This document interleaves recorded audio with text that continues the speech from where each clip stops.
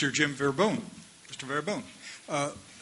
Members, if you haven't noticed yet, Mr. Verboen is a media star, and we have distributed a CD he sent to us of a 15-minute production he and his colleagues down in the Central Valley did on water, and they enticed some Delta water users into the television, the viewing. And I watched it yesterday or the day before, and it's worth a look. It's worth a look. It was directed really to BDCP, but he generously sent it to us, and it's got their ideas on alternative conveyance system. A lot of it's kind of irrelevant to you folks because you already understand the ins and outs of that's more of the promotion part.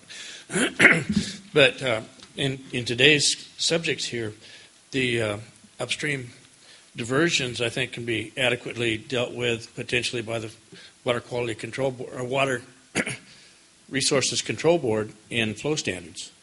And that's not going to be make anybody happy, but in order for you guys to be successful here, you can't keep everybody happy. The other thing, one of our members has said that repeatedly.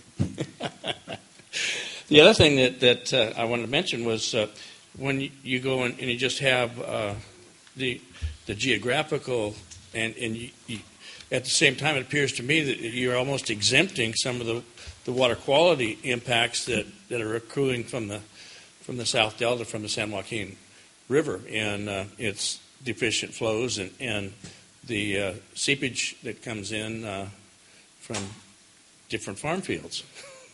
So, I mean, on one hand, I'd like to see the upstream diversions looked at very, very diligently, but on the other side, you have to look at the adverse impacts that you get from water quality that's being degraded. So I'm talking both sides. I'm in the middle, and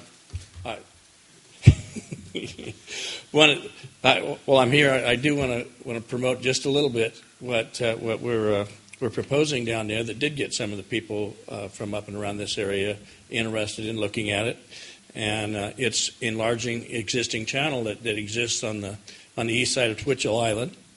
It would allow water to move from the Sacramento River into the San Joaquin River, and if it's sized correctly, would virtually eliminate the reverse flows coming in that entrain the Delta smelt, and to be honest with you, screw up the salmon and set up the predation for the striped bass.